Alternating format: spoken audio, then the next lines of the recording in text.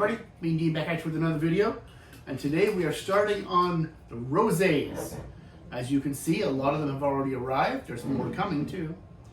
And I'm going to start off today with one I have previously described as the most precious juice in the Okanagan because it sells out in minutes. Not the case this year.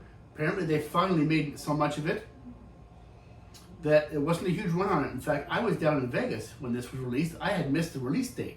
So normally I would have been SOL, as they say. But I happened to see it on Instagram and I got some the next day. And from what I understand, as of today, there might still be some available. They had so much more of it this year than in previous years. Oh, it smells just incredible though. It always does. This is made from a bunch of their red grapes. And it's like strawberries and cream and raspberry and pomegranate and like all the red fruits. It's like a red fruit salad. Maybe a little bit of melon there, but I'm not getting watermelon so much as I'm getting like a honeydew melon. There's some orange there too, like maybe a Meyer lemon or tangerine type of thing. Anyway, it's an absolutely lovely nose, so let's dive right in.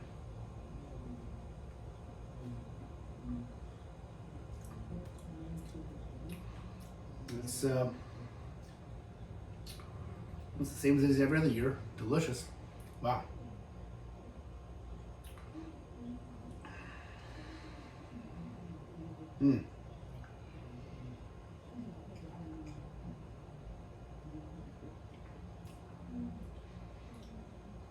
Pomegranate is quite strong. Cranberry, raspberry. It's a little less strawberry in the palate than on the nose, but it's there. There's some like a little blackberry. There's a little bit of like brambly black fruit in the mid palate too.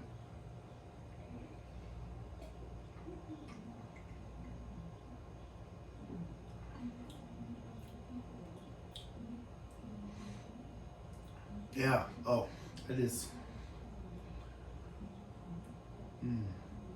Nice long finish. A little bit of blood orange coming through on the finish there too. Yeah, that's lovely. That is 91 points. It's the first bottle of BC Rosé I've opened this year, so maybe something will be better. I don't know. That's pretty darn good. Cedar Creek's always a great one. Actually, these are all usually very reliable. I haven't got any rosés that I don't usually like. So at this point, there'll be more. But at this point, I'm hoping for, what do I got here? 2, 4, 6. I'm hoping for 8 for 8. We'll see. Anyway, let's see what's next.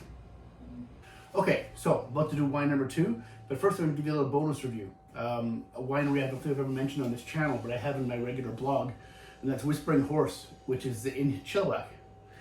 I'd heard about a Chilliwack winery years ago, and I always kind of thought, yeah, right, because the grapes come from here. They're not imported. The grapes are from Chilliwack. And I lived in Chilliwack a long time, and never once has it screamed to be a place to be growing grapes for good table wines. But last year we went to the open house. Someone had recommended it. We went to the open house and quite enjoyed it. The wines were good to very good. And this year we went again. It was last weekend, and the rosé, which is made 100% Pinot Gris. I don't recall if I've ever had a Pinot Gris rosé before, but this one was quite nice. A lot of strawberry, raspberry, pomegranate on the nose. But it was unmistakably Pinot Gris. It was, along with all the flavors you might get from rosé, also a lot of aromas of pear, red apple. I think had I closed my eyes and smelled it blind, I would have immediately thought Pinot Gris. And then I probably would have said, what the heck's this strawberry aroma coming here? But on the palate, it was also really good. Grapefruity, a lot of pink grapefruit, strawberry, raspberry.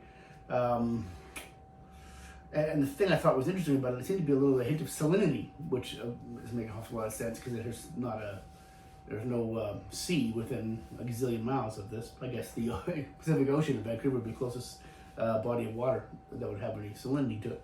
So, but I liked it very much. I gave it 87 points. It's a wine they make in years that the grapes support it, and haven't had it for a few years, but they had enough Pinot Gris to make the rosé. I've tasted a couple other white wines there, which were also quite nice. You can check out my blog for full reviews of those. And now for my next on-camera rosé, we've got a little Culmina here, 2022 Sanier. This is a wine that I have enjoyed every year, except last year. I just missed it. I didn't get one last year for whatever reason. So in case you don't know what Sanier is, I'm just going to read it off here rather than try to explain it myself. So French for bleeding, the practice of portioning juice from its bigger hypothesis sister. Hypothesis is its big Bordeaux blend, which is made of Cab Sauv, Cab Franc, Merlot, Malbec, maybe a little Petit Verdot. So it uses the same grapes as that. A handcrafted Bordeaux varietal rosé of outstanding vivacity, complexity, elegance, and style. Well, I'll be the judge of those last few when hence the review, but I always enjoy this wine. It's always very dry and very sophisticated and complex, and let's see if this year's is the same. So it smells like I remember, a lot of blood orange, a lot of whetstone,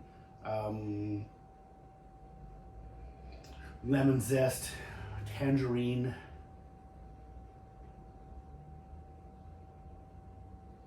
and just a hint of what is that?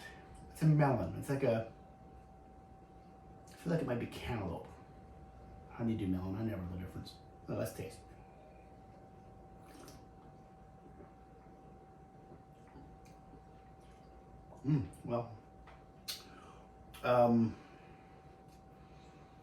So I've had this for a couple of weeks.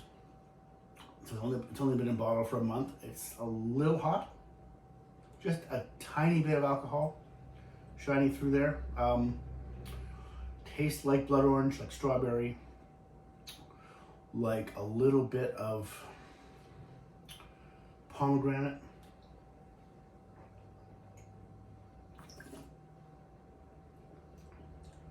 Raspberry,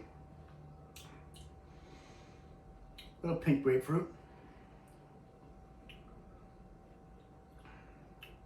dry, bone dry, nice long finish. There's the lemon zest, comes back on the finish. Gets very citrusy on the way down. Yeah. Yeah, that's, if you're a particular fan of Sanier Rosés, and that's a particular style, you'll probably really enjoy this. I like it very much. I'm a fan of blood orange, and I like that when I really get that in my rosé. I'm not a fan of grapefruit or cranberry particularly. And this has just got the right amount of grapefruit. So back to the Whispering Horseman for a second. That one, I gave 87 points. It's very nice. But if you like grapefruit more than I do, because there was a lot of grapefruit on the palate of that one. If you like grapefruit more than me, you probably like it even more than I did. Because there was much more grapefruit in that one than in this. It's there, but it's just kind of the right amount. It's very well balanced. A little bit of minerality.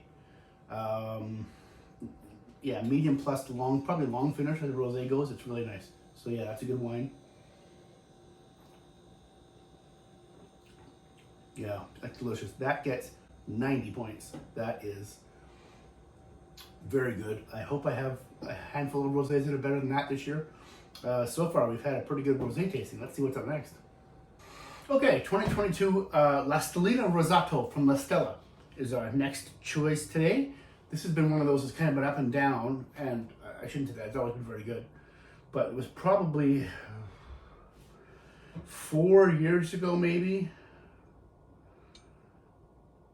5 years ago, when this was actually our absolute favorite rosé, from the Okanagan. Amazing. And then it's been good every year since, but there's never been quite up to that level. And there's been some years that's been better than others. It's a blend of Cab Franc and Merlot. So it's got a lot of that darkness you get from most Cab Franc rosés. It's that very bright, not bright, but like a dark orange. I don't know what color you'd call that. It's got an orangey tint to it. It's not as intense as a lot of the straight Cab Franc rosés that you see that are really almost bright red. Oh, it smells like a little bit of. First thing I get there's almost a little bit of blueberry.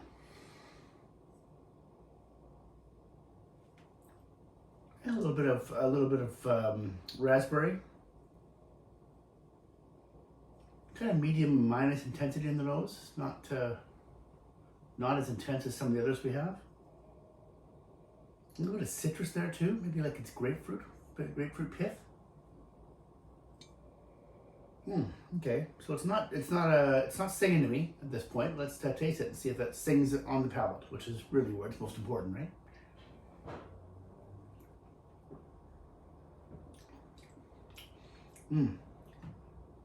Well, certainly more expressive on the palate than on the nose, but still not. Interesting. That was so yeah, that's good. Reminds me of something. What was that? I think my Alexa device telling me something. A parcel just arrived or something on a holiday. I don't think so.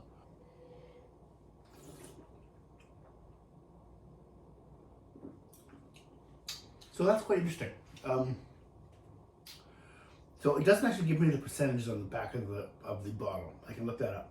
It just says Cab Franc Merlot. Because Cab Franc is the first, I'm going to assume it's dominant. They usually do that. And a lot of Cab Franc Rosés are very cranberry-y. Sometimes very watermelon candy-ish. One of the reasons my wife really loves Cab Franc Rosés is she loves those things, and I'm less excited about them. This is not much of that. There's a little bit of watermelon, but it's not very pronounced. It's more, there's some strawberry there. I'm getting like a greenness to it, like a tomato leaf on the palate. It's actually, it's interesting. You don't get that a lot, but it's quite nice. I like that. And there's some blueberry there too, which is not something I often feel like I'm tasting or smelling on rosés from BC.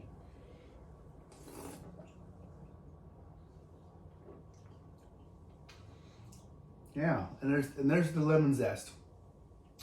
The mouth-watering acidity and the citrus come at the mid-palate and the finish. That's good, but the tomato leaf is there too. Interesting. So, wow, I like that. I think this is probably a food wine. I bet this pairs beautifully with some lighter cuisines. I have a little pizza for dinner. I'm gonna try it with some pizza. It's a light margarita pizza, but it's good with that. I am going to score this. I'm just stalling here for a minute while I think about it, about how this is good, but it's not something that's traditional. The tomato leaf throws me a little bit, but I like it. And as I'm talking now and it's finishing, there's like some more herbaceous notes to it, which I like. I think this. I bet this is going to get better as I just bear with me for a minute. I'm going to pour it in a glass. I think this is one of those that's actually going to get better as I drink it. So let's just chat while I wait for my wine I'll give you a topic. Talk amongst yourselves. I'll give you a topic. Crow's feet are neither crows nor feet. Discuss. It's probably like 5 of you that laughed at that because you understand that was a reference, an old Mike Myers Saturday Night Live reference from like probably 1994 or something like that. Anyway, so let's get back to the wine here.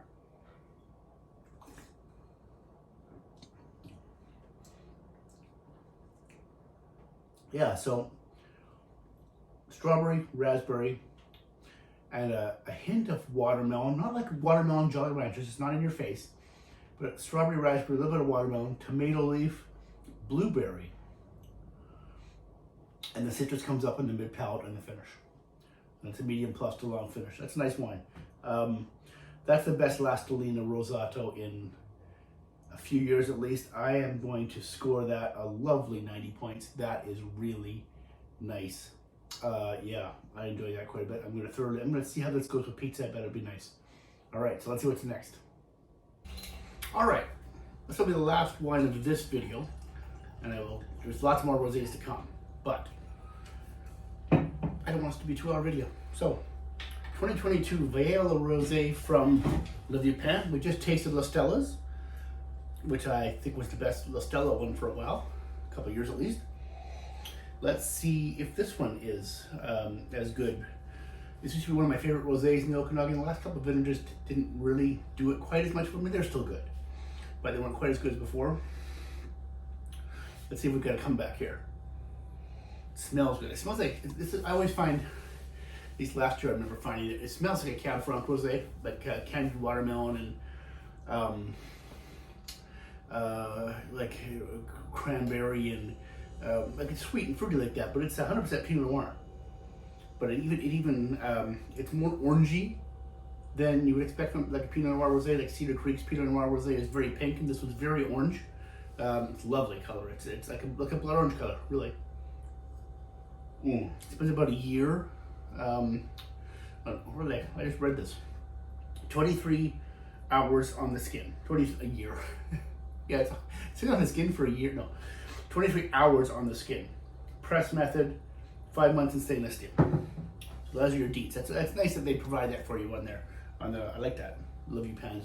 Does that with other wines. All right. So yeah, candied watermelon and blood orange and cranberry. Yeah, not cranberry. I'm retracting the cranberry. It's not. It's candied watermelon and candied strawberries and blood orange. A little bit of citrus, other than the orange too. Lemon curd.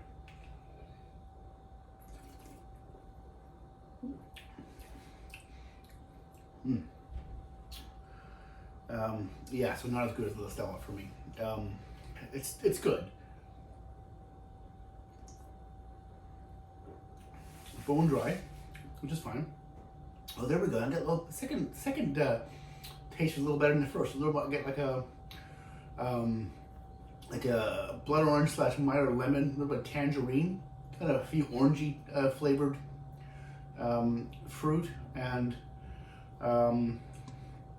like a raspberry, and like this, those little red raspberry candies your grandma used to have in the bottom of her purse. They were never sweet enough for me. They were candy, as a kid you'd eat candy, but they were never sweet enough for me. This isn't sweet by any stretch, but there's a little bit of flavor of that there.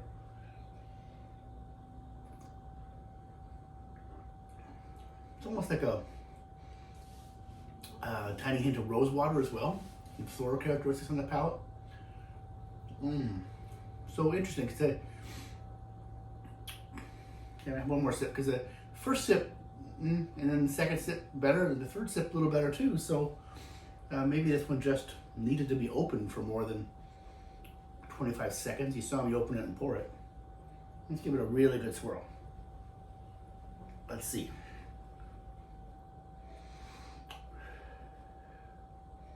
So nose didn't change much, but let's see.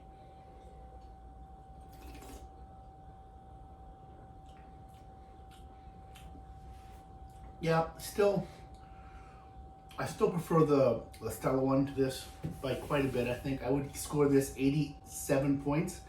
It's a very good, well-made rosé, but it's a notch below the best rosés from BC for me this year so far. Anyway, I still like it very much, and I'm going to enjoy this bottle the rest of the day. I guarantee it. Okay, so we have tons of more coming up. This is video number 95. We're getting very close to the 100th video where I'm going to do that blind tasting again and make it easy to myself.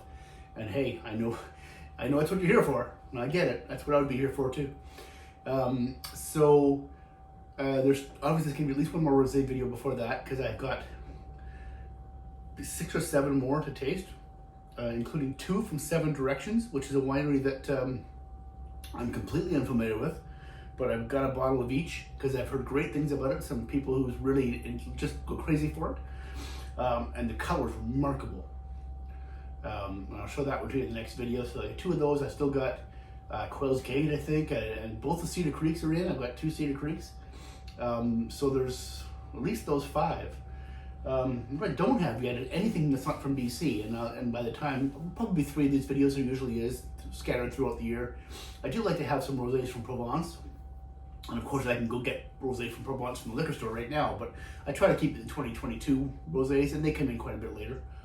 And I don't think there are any 2022 rosés from Provence yet in the liquor store. However, I will keep an eye out for rosés from other parts of the world. Doesn't have to be Provence. They come in a little earlier. Like I've had some decent rosé from Chile and other places before, so we'll get some of those too. I'll bring those to you. And I have another cheap and cheerful video coming up as well. And I still have my dessert wine video. That I've been doing that for a while. It's going to take a little while because, well, there's a lot of them, and I don't drink dessert wine a lot. I love it, but it's kind of it's not a group thing. You have a party, you'll put a bottle of dessert wine, and most of my friends aren't big fans of dessert wine, or at least they don't like it like I do. So it kind of needs a big party setting to give everyone a little bit.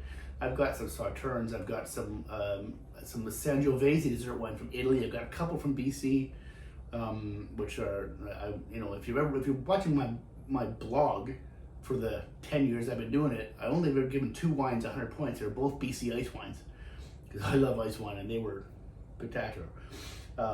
In fairness, one of the ones I gave 100 points was also one that Schreiner gave 100 points to.